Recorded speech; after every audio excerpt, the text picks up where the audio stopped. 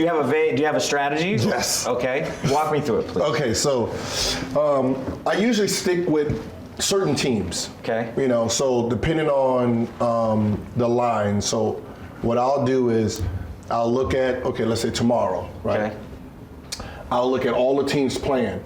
I'll create my own lines of what I think the over-under should be, what the spread should be. Okay. So when the lines come, I can match it. Perfect start. And then I try to figure out why would they have this line. That's a cool strategy. Yep. So you start looking into it. Yeah. So then I'll just circle like certain teams. So I do things, I quarter bet.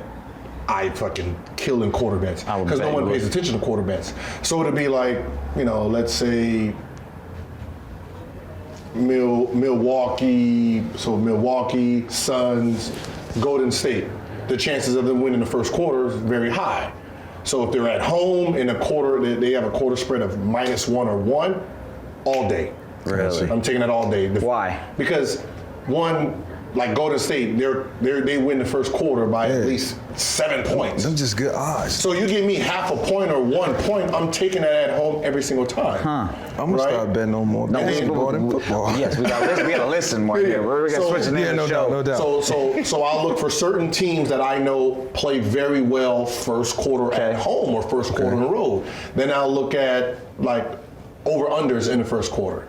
So I do over-unders first quarter. So like anybody, let's say Charlotte is playing. Okay. So I look for fast teams. Okay. So right, like Charlotte, like let's say Charlotte's playing,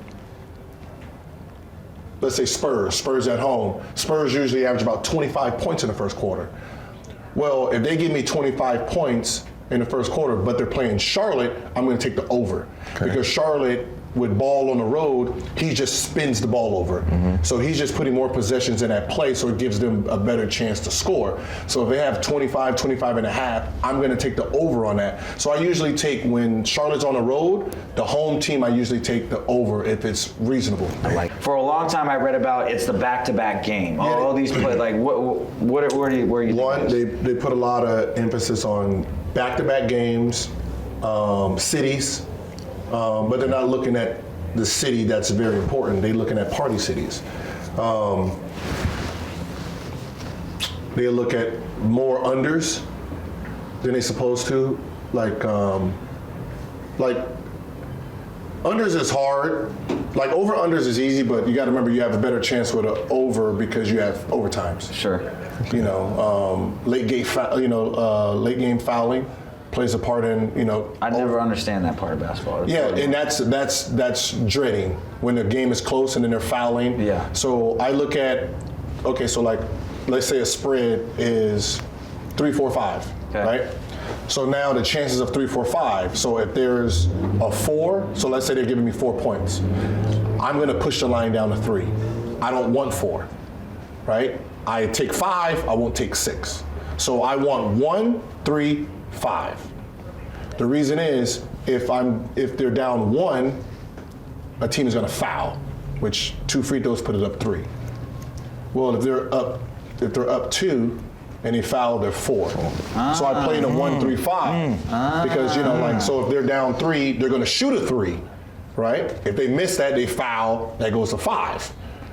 You know what I mean? If they're down 4 and they miss the 3, they possibly won't foul to push it up to 5 to 6. So I try to stay out of that 4, 6. Let's see if Mike can remember this. This is similar to football. Hey, man, don't start quizzing me on this. I'm trying to learn too. No, you got this. You remember? All right, go ahead. In football, what numbers are, and when we're looking at the spreads, you're always looking at the -7, -6. 6. You want to go 6, and you're looking really at 6 and 8s. Similar thing. You're looking at 9s and 11s. You're looking at everything that's around 7, 10, 14, 21. And in a similar way, right? Like if a team is fourth quarter down 7. There's no field goal that's going to help me out now. I got to go. I got to go for it. We're going to go for it on 4th down. So you look at all those favorites. So 6, look at the odds. You're like, okay, like what's going to happen here? Yeah. It's a little different in that like there's not a possession by possession is so different in football. Yeah. Right. Like if the ball's turned over in football, That's huge. Like if you can win the turnover battle in football, it changes the game. It completely changes the game, even just by one turnover. Whereas like basketball, like if you had to turn the ball over open court, it might be a 4-point difference. Yeah. And that's fine. We got the rest of the game. You got the rest of the game. You turn the ball over, it's a pick six, and you're in the red zone. That's a 14-point swing. You might not ever Can't overcome it. Cannot overcome that. Which is why we always talk about like red zone turnovers, turnovers inside the 20. I think was what people don't really put enough attention to. So there's some aspects of the game that certainly translate. That's you know something? A lot of people gambling. They pay attention to halftime and in the game. When first quarter bets I did on football on Thursdays was over 10.5. I hate 10.5 because it's just that half a point just screws you every time because you can get a field goal and a touchdown and break even on a 10, right? Like I'll take 10. Yeah. That half kills you every time. So like I'll look for teams that was 9, 9.5, 10 on a Thursday. I don't know what happens on a Thursday or why but Thursdays last year was like 14-2. So you're betting on football too. So you bet. I was just going to ask. On the over. Just that. Just overs. Just over. Who's your squad? Who are you riding this year? What team are you liking this year? I really stayed away from this year because it was kind of weird. Just weird. It just seemed like a weird year. Huh. Right? Which it is. Football. Like football is hard. Yeah. So like I look at